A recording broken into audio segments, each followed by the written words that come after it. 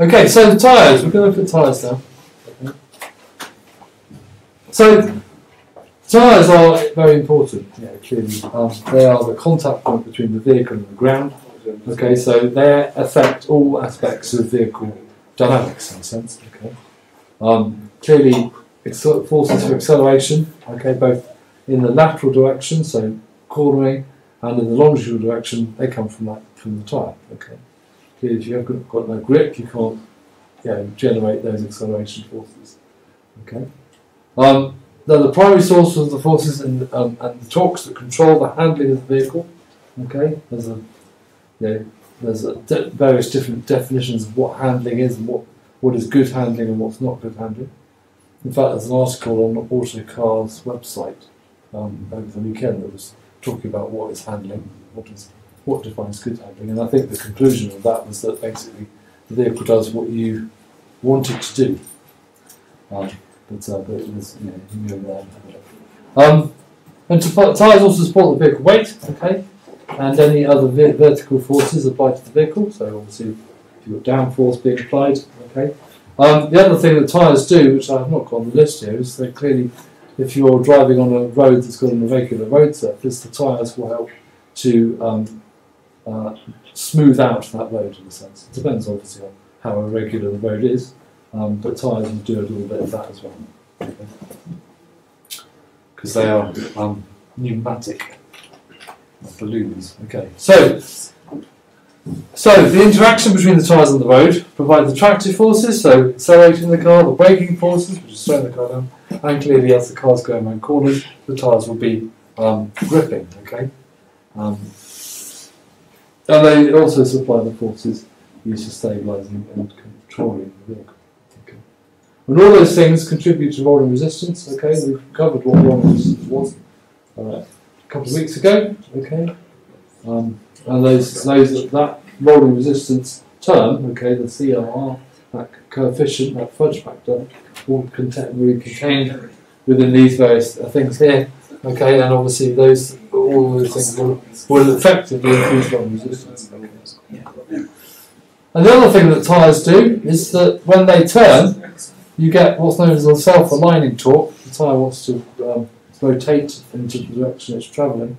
Okay, and that torque is the thing that you can feel in your steering wheel when you're driving along. Okay, depending on how you set up your steering geometry, okay, which we're not going to cover in this module, but that will affect how much torque you feel in the steering wheel. But basically, the tyre, if it's rolling and slightly turned, it will actually produce a self-aligning torque that's trying to rotate the tyre back to the way you're pushing it along. Okay, and that's the thing you feel in your steering wheel. Like I said, the amount you feel in the steering wheel depends on the geometry, but essentially tyres will do that themselves as well. In fact, if you take a tyre and you roll the tyre on the road, okay, but you roll it slightly askew, okay, it will align itself to rolling in the direction you're driving. Okay, so that's the self-aligning torque having an effect. Okay, so if we look at tyre forces, okay, there's a number of different forces. 6 degrees of freedom if you think about it. Okay, you've got the tyre here. Okay, it's got a slight camber, which is this gamma term. Okay, but and then depending, you've got the dash line is the direction of the wheel it's travelling. Okay, so we've got like this coordinate system on the tyre. Okay, clearly if the direction is travelling, that's out of line with the direction of the tyre. That's going to be a slip angle, positive to the right. Okay, like I said, you've got a camber, positive leaning to the right is a camber. Okay, and then you've got this the wheel torque is going to be perpendicular to the tyre. Okay, and then you've got the rolling resistance that's going to be opposing the motion of the tyre. You've got the overturning moment, which is obviously the pneumatic camber, and then you've got the aligning torque, which is this. So you've got wheel planes and vehicle planes. Okay, so you can see there's lots of different terms, but like I said, these are all moments in the X, Y, and Z axis. Okay, forces in the X, Y, and Z axis, and then you've got these angles here, which how the tyre is pointing in a sense. The slip angle is in the forward-backward axis, and the align torque is around the x-axis. Okay. And then clearly the wheel rotates around the y-axis.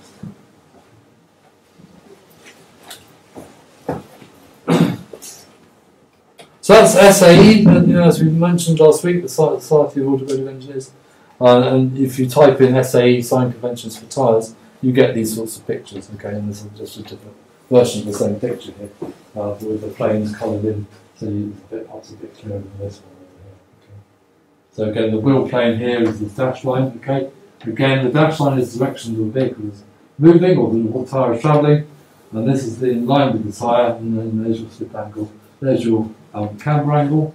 The tyre's not vertical with the ground. This is your ground plane, okay?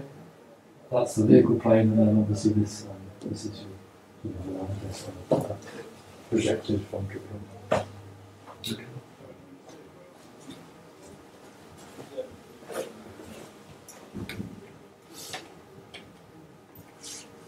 So what happens at the contact point of the tyre? Okay, well basically, contact with the ground in any given read moment is called the print, or the footprint of the tyre. Okay.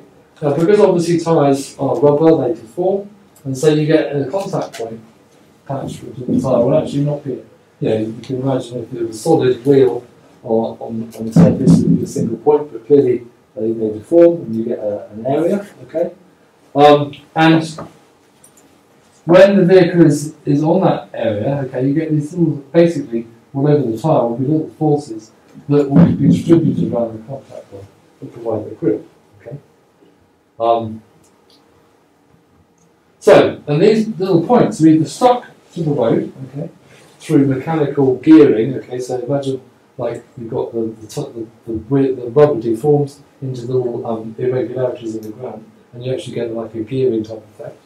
Okay, so like the rubber is in gear with the things, okay, or the neck in or it's sliding across the road, in which case that gearing is lost, and the rubber is actually sliding. There's a frictional movement, okay. And the forces are generated with the sliding tyre, okay, depend on the sliding velocity, how fast it's skidding, okay, the local road, the rubber and surface characteristics. So the surfaces will give good grip, there'll be surfaces that don't give it a very good grip. And like I said, bits of the tyre will be sliding, bits of the tyre will be geared in as well. So it depends on all sorts of aspects around what's going on down here. But it's quite complex what's happening on the footprint of the tyre. And there's been, you look at vehicle dynamics books, there's all sorts of different ways for people to model tyres, and there's various methods using experimentation to produce some sort of equation that you can use to match up the tyres. And there's other theoretical things, so looking at the characteristics of rubber and that sort of stuff. But like I said, what's actually happening on the contact point is quite a complicated science in a sense. We shan't delve into it too much here.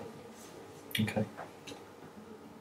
And so acceleration performance of the vehicle at any given instance is limited by the tyre print forces. Okay. So what's going on the contact patch of the tyre? And when I say acceleration, I'm not talking about just going faster. I'm talking about accelerations in all directions. So slowing down, braking, cornering, that's also acceleration, that's in the lateral direction, and acceleration clearly, accelerating.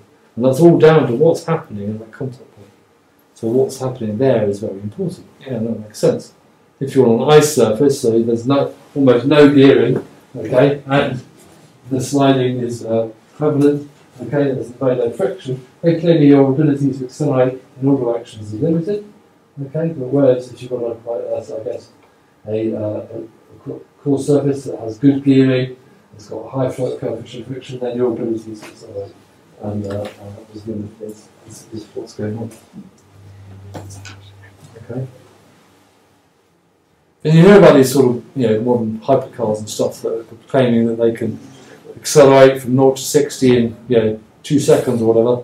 Well, basically that they get the performance of the drivetrain is such that you're reaching the limit of what tyres can do. Okay, so with a two-wheel drive car, 2.7 or something is more or less what you can manage with 2 tyres. If you've got four-driven wheels, then 2 seconds is probably the limit of what you can actually achieve due to the gearing and stuff. Okay.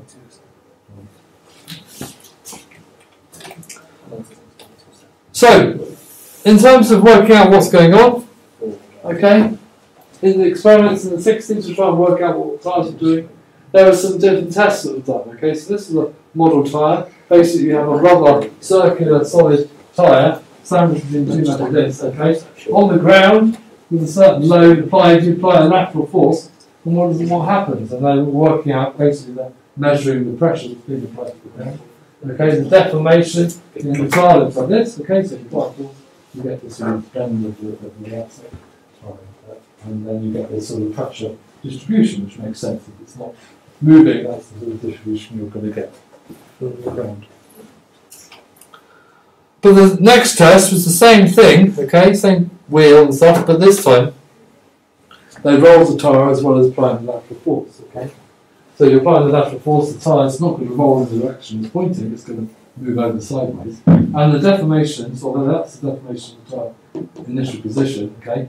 So as you roll it, okay, this deformation, sort of, in terms of what's on the ground, you get the bit that's sort of stuck to the ground, okay, and then this bit over here is sliding around to realign itself back with the wheel, okay.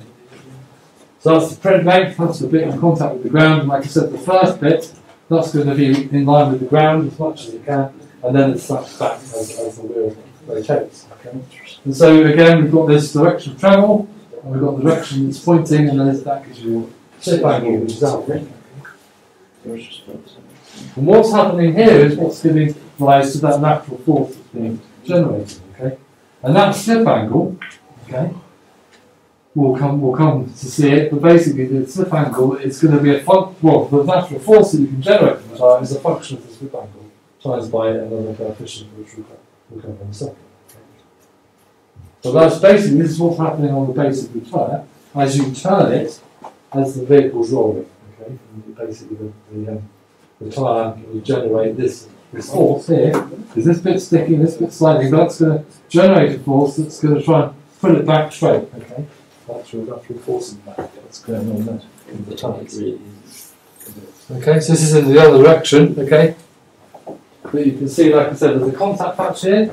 Essentially, what's happening here is you're deflecting the tread on the bottom of the tyre, the rubber's moving, okay, and that's generating the force that's trying to pull the tyre back, okay, and there's a bit here that's the undeflected thing. Like I said, this bit, you've reached a point here where you can no longer pull the tyre, and so that tread that's just slipping.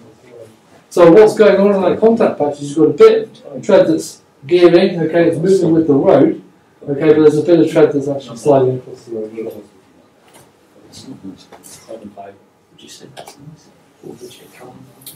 Okay, so this is a typical sort of tyre characteristics at a variety of different slip angles, all the way up to 90 degrees. So that's perpendicular to the road. Okay, so you've got basically a sort of skinny tyre across the road. And what you end up happening is, this is a certain type of tyre, okay, which has got various things. You've got this curve of a rolling tyre and the grip that it gives you in terms of lateral force, okay. And you can see that there's a peak at this point here, okay, and then it sort of levels off, irrespective of how much lateral force you've got. Okay. Sorry, how much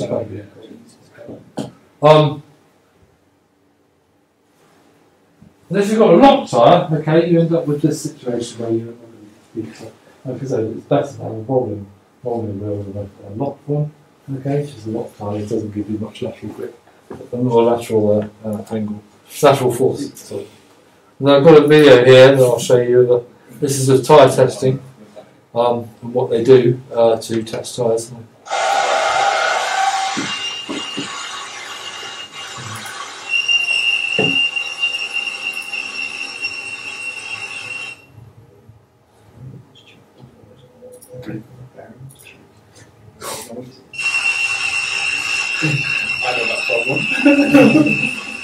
So this is like a tyre testing thing. This is a conveyor belt down here, okay? And they've loaded up the tyre and they're measuring various forces of it.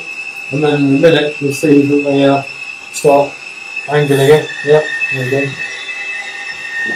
So you can see it's twisting the tyre, so it's, the direction it was travelling was different from the direction it was pointing.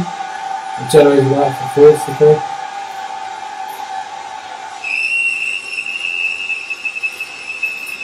And you can see the deformation in the contact patch as it's moving.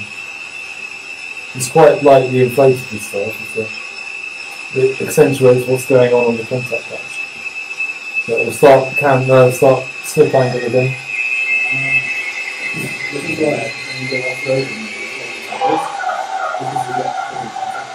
So if you go back to this one, you see it when you move it this way. Because what's happening in the contact patch is the whole bit that isn't moving in relation to the wheel. So it's very.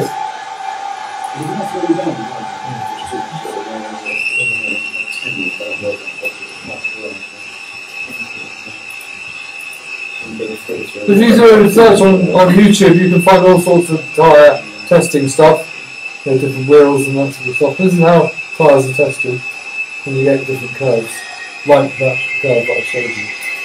So that curve there you can get obviously if you go take the machine. But we don't actually look at these angles very much. We're much more focused on what's going on at low slip angles, okay, and that's the sort of thing you get here. So you've got this is an old thing taken from things about forces measured in pounds, okay. But you could imagine that's newtons. You've got the same sort of curve. You've got slip angle in degrees over here, okay, and that slope is basically what's known as the Tyre characteristic, okay? And you can see that for the first few degrees, up to about 3.5, you've got basically a straight line, okay? The more slip angle you get, the more that as a relationship. But you can see that starts to tail off, okay? Once you're in this transitional region, okay? Up to a certain peak, okay? So the maximum amount of lateral force you can generate at a certain point, okay, over this tyre 6.5 degrees, calculates the load. Okay, and beyond that point, okay, the actual tyre lateral force you can generate actually tails off. Okay, so up to a certain slip angle, you're generating a peak amount of lateral force that tyre can generate with a certain load. With the different loads, okay, you get different curves, but this will be for a specific load. Okay. Now, what we're going to focus on in this module is the fact that it's linear bit, because it makes life a lot easier. Now, as we know, with the equation for a straight line, there's a slope associated with that straight line, okay? And that slope is known as our cornering stiffness, okay? Which is C alpha, okay? And that's basically the angle that this line makes at 0 degrees slip angle, okay? Like I said, if we assume that this first bit is linear, then that's the same slope all the way up here, okay? And that slope, as you know, is rising around the change in lateral force over the slip angle difference, okay, which is your d Fy over d alpha. And by convention, coefficient of the cornering coefficient, C alpha is negative, okay. And it depends on all sorts of different things. It depends upon how much, the different types of tyre, I'll talk about that in a second, okay. How much load you're applying to that tyre will change how much cornering stiffness is, okay. How much the tyre is inflated, okay? The tyre pressure you get in the tyre contributes to the cornering stiffness. Size and width of the tyre and clearly the tread design, they also all make a difference, okay? Now, I don't know whether any of you've driven a car that's got low tyres or something, you can feel the difference. Well, that's basically because of the changing cornering stiffness of the tyres. You get more you can feel the flex that's going on in the tyre is affected by the inflation pressure. And a low inflation pressure will give you a lower cornering stiffness. Yes? I've also noticed temperature. Yep. And a heat wave. So you see the tyre laps and you go inside the size. Yeah, well, that changes the flexibility of the tyre as well. Yeah. The heat.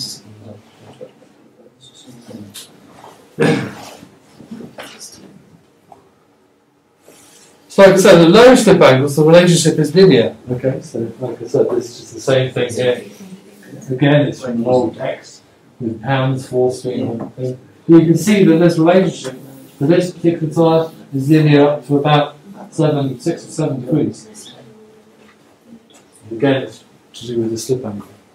And so the equation that relates them that's important for you guys is this one here. Fy is the corner stiffness, C alpha times by alpha. Like I said, this number will be SES.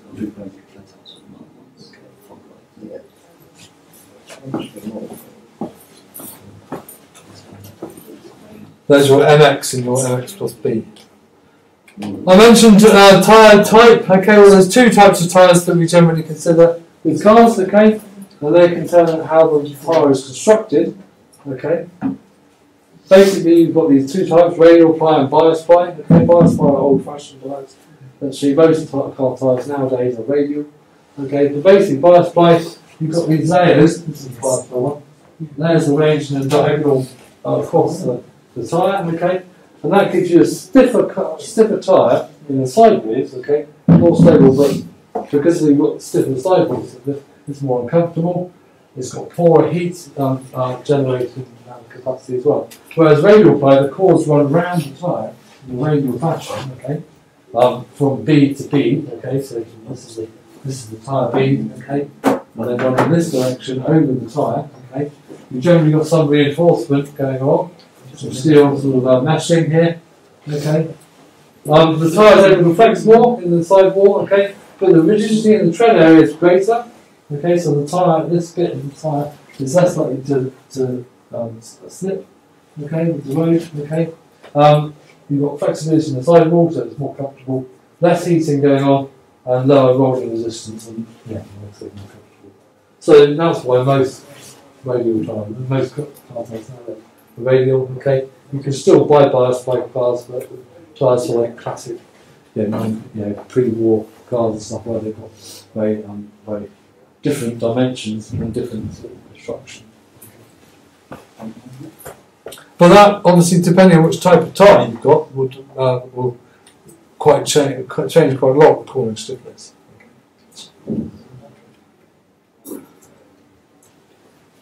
So, in terms of what's going on at the step, we've seen this before, okay? The moment generated by the contact patch to self-align, okay, is equivalent to the total force of the contact force times by this thing called pneumatic trail, which is the distance, okay? So, when the tyre is slipping, okay, the force that's being applied isn't necessarily in line with the centre of the contact patch. It's actually further back where you've got this peak, okay? So there's the lateral force. And that distance between the centre of the contact patch and that lateral force is the thing that's trying to self-align. Okay, if you think about what's going on there, you've got a force that's being applied every way of distance from the centre, okay, clearly that force is going to be applying a force that's trying to self-align the tyre. Okay. Trying to, obviously, the direction of travel is there, direction of heading, is trying to apply an angle to try and turn the tyre so it's moving in the direction of its travel. Which is that lateral force, okay? So that pneumatic trail is that distance, because as you twist the tyre, the lateral force moves away from the centre of the contact patch, and that gives you this self-aligning torque, okay? So that's another picture of the same sort of thing going on here. We've got this contact patch here, okay? The direction of travel is this, that's the direction of the tyre. And like I said, as you twist the tyre, the amount of force that's being applied varies across that contact patch, okay? And like I said, the peak, the result of natural force is somewhere around here, and that distance there is the pneumatic trail. And that's the thing that's going to try and rotate the tyre. If you think about it, the force here, and the distance here, is wants to rotate the tyre, so it's pointing in that direction. Okay, so that's what I'm talking.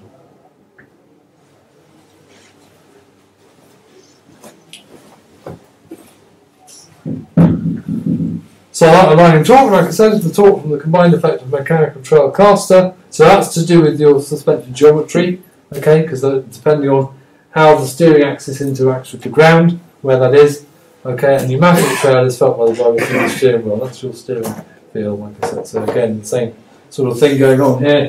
We've got this deflection, and this bit of tyre sliding. Okay, there's going to be a side force that's applied, times by the pneumatic trail, which is this distance here, which wants to rotate the tyre, so it's travelling, it's pointing in this direction. Okay, that's what gives rise to lateral force. Okay. So, like I said, the mechanical trail, we won't cover this thing, but if you think about where the steering axis interacts with the ground, it's quite clear to see on motorcycle or bicycle, where the steering axis is actually, it's not vertical, it's leaning slightly back. And so where the steering axis impacts the ground and the wheel is, where the contact patch, there's a distance, and that's called mechanical trail. And that's also the thing that gives rise to steering feel and steering torque. Okay, and then what, because that trail will actually try and realign it. Think about the wheels on the bottom of a shopping trolley. The axis around which the wheels rotate in the direction sense is in front of the contact point, and that's why when you push a shopping trolley, the wheels will align themselves to the direction you're going. Okay, and that's because of mechanical trail. And with tyres on a car, you've got mechanical trail. You've also got this pneumatic trail, which is associated with the rubber on the tyre. Now this is the last slide for this presentation. It's called the friction circle. Okay, and this is following a sort of theory that tyres have a maximum amount of grip that they can tolerate. Okay, now clearly in old-fashioned tyres, you could either accelerate or brake in a straight line, and then you go around a corner in a constant radius. Okay, and that was following a sort of classical approach. And the idea behind that is that you move up and down this line, okay, for the acceleration and braking, and you move along this line for the corner. But tyres nowadays are much more advanced, and much more able to deal with combined loading. And so you end up with basically a maximum amount of adhesion within this friction circle. So you can accelerate very fast, in which case you're going to be up here. And if you try and accelerate very fast and corner very fast, you will move outside of your tyre slide. Okay? But clearly, you can do a bit of cornering and a bit of acceleration, or a bit of braking at the same time. And you end up with basically this limit. And this could be a circle, it could be an ellipse, depends on the sort of tyre, okay? And what this is showing a picture of is basically, they've got this idea of the friction circle, and a vehicle has been driven, and they've plotted basically where the accelerations are in terms of lateral and longitudinal, and that's within the friction circle of the tyre. Okay? So you've got maximum braking here, maximum acceleration, you've got left turns and right turns.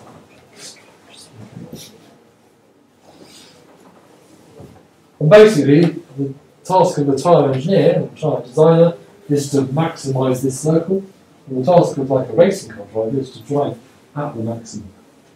It's not as much time. If you go beyond that maximum, then it's not